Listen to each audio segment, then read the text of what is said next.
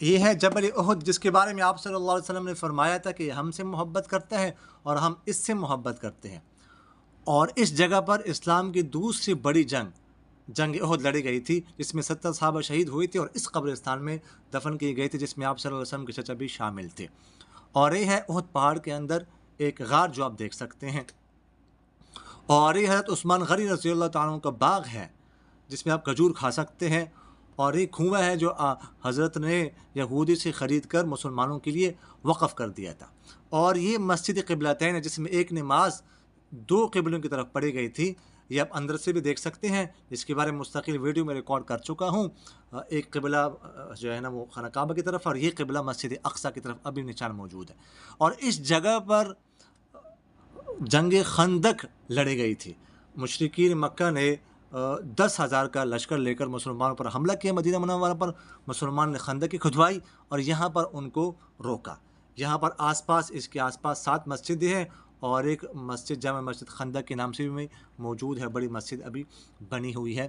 اور یہ مسجد فتح ہے، کہا جاتا ہے یہاں پر آپ صلی اللہ علیہ وسلم نے دعا مانگی تھی، اللہ تعالیٰ نے فتح دلائی تھی۔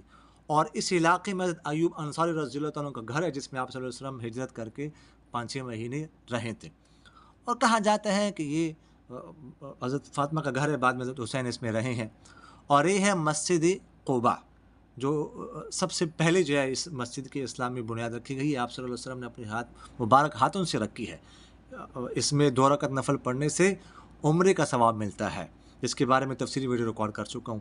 یہ بیر غرس ہے، مقدس کنواں ہے، جس کے بارے میں آپ صلی اللہ علیہ وسلم نے فرمایا تھا کہ میرے انتقال کے بعد اس کنویں کے پانی کے 7 مشکیزوں سے مجھے غسل دینا ہے۔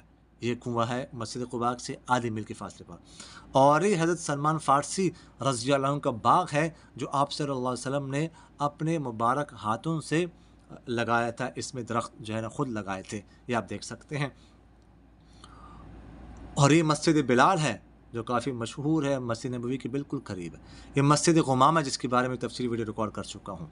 اور یہ مسجد صدیق ہے، آس پاس یہاں پر خلفائے راشدین کے مساجد ہے، مسجد علی وغیرہ یہاں پر موجود ہے۔ اور یہ ہے جنت البقیع، جس میں اہل قبور اہل بیت بے شمار صحابہ کے قبریں موجود